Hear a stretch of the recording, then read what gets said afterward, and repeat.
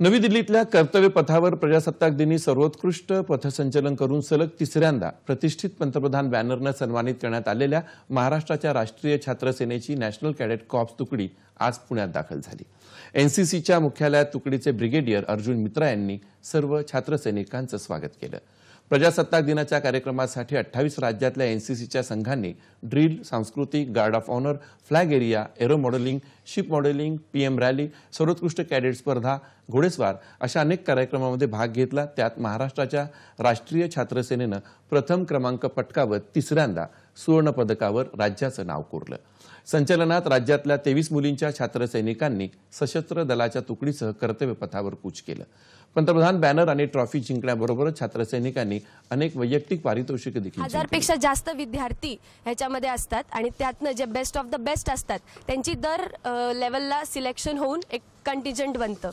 तर पहिले unit level, त्यानंतर आयजीसी होतात, इंटरग्रुप कॉम्पिटिशन्स, आणि इंटरग्रुप कॉम्पिटिशन झाल्यानंतर महाराष्ट्राचा एक बेस्ट ऑफ द बेस्ट असा कॅडेट्सचा कंटिजेंट तयार होतो।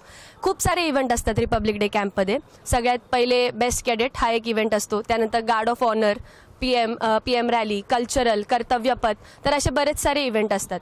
ह्यातून महाराष्ट्र सगळ्यामध्ये बेस्ट परफॉर्म ह्यांच्या कॅडेट्सनी केलेलं असतं आणि त्यानंतर टोटल करून आपल्याला पीएम बॅनर किंवा पीएम म्हणजे आपले जे पंतप्रधान आहेत नरेंद्र मोदी यांच्या हस्ते आपल्याला यावर्षी पीएम बॅनर भेटलेला आहे।